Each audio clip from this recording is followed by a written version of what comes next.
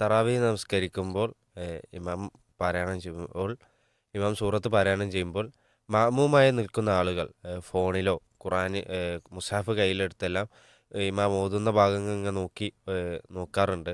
ഇങ്ങനെ ചെയ്യുന്നതിൽ വല്ല തെറ്റുമുണ്ടോ? പല കാരണങ്ങൾ കൊണ്ടായിരിക്കാം. ഒന്ന് ഇമാമിന് തെറ്റ് വരുന്നുണ്ടോ എന്ന് നോക്കാൻ. രണ്ടാമത്തേത് ഒന്ന് നമുക്കൊന്ന് ഇഖ്ലാസോടു കൂടി കേൾക്കാനും ആ ഭാഗങ്ങൾ കേട്ടും കണ്ടും പാരായണം നിർവഹിക്കാനും ഒക്കെ ആയിട്ടാണ് ശ്രോതാക്കൾ അല്ലെങ്കിൽ ആളുകൾ അങ്ങനെ ചെയ്യാറുള്ളത്.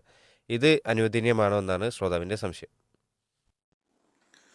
സാധാരണഗതിയിൽ പരിശുദ്ധ ഖുർആൻ ഓതുന്ന സന്ദർഭത്തിൽ ഇമാമ് ഓതാൻ ആരംഭിച്ചു കഴിഞ്ഞാൽ ഫസ്തമിഉ ലഹു അൽ ഖിറാഅ എന്നാണ് നബി സല്ലല്ലാഹു അലൈഹി വസല്ലമ പറഞ്ഞിട്ടുള്ളത്. അതുപോലെ തന്നെ ഹദീസിലൊക്കെ നമുക്ക് കാണാൻ സാധിക്കുന്നത് ഇമാമിനെ നമ്മൾ പിന്തുടരുക എന്നതാണ് മഅ്മൂമിൻ്റെ ബാധ്യതയായിട്ടുള്ളത്. ഇമാമ് തക്ബീർ കെട്ടിക്കഴിഞ്ഞാൽ നമ്മളും തക്ബീർ കെട്ടുക.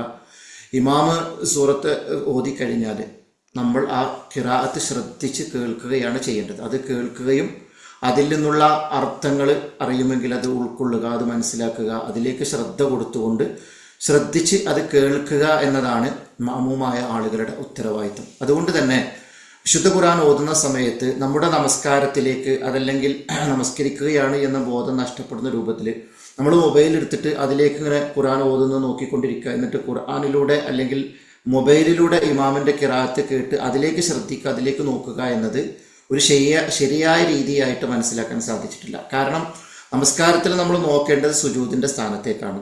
അതുപോലെ തന്നെ ഇമാമിൻ്റെ ഖിറാഅത്ത് ശ്രദ്ധിച്ച് കേൾക്കുകയുമാണ് ചെയ്യേണ്ടത്. എന്നാൽ അനിവാര്യമായ ചില ഘട്ടങ്ങളിൽ, ഉദാഹരണത്തിന് ഇമാമ് ഖുർആൻ ഓതുന്ന സമയത്ത് ചിലപ്പോൾ തെറ്റാൻ സാധ്യതയുണ്ട് എന്ന് തോന്നുന്ന സന്ദർഭത്തിൽ അതിന് ഹാഫിലീങ്ങളായിട്ടുള്ള ഖുർആൻ മനഃപ്പാടമാക്കിയിട്ടുള്ള ആളുകൾ ഇമാമിൻ്റെ പിറകിൽ നിന്നുകൊണ്ട് ഇമാമിനെ മുതാബത്ത് ചെയ്യുക എന്നതാണ് ഏറ്റവും അഭികാമ്യമായിട്ടുള്ളത്. കാരണം നമസ്കാരത്തിലേക്ക് ശ്രദ്ധ കൊടുക്കുകയും ആ ഖിറാഅത്ത് ശ്രദ്ധിച്ച് കേൾക്കുകയും ചെയ്യുക എന്നതല്ലാതെ മൊബൈലോ ഖുർആനോ എടുത്തിട്ട് അതിലേക്ക് ഇങ്ങനെ നോക്കിയിരിക്കുക, അതിലൂടെ നമ്മൾ ഓതുക എന്നുള്ളത് ഒരിക്കലും പാടില്ലാത്തതാണ് എന്നാണ് മനസ്സിലാക്കാൻ സാധിച്ചിട്ടുള്ളത്.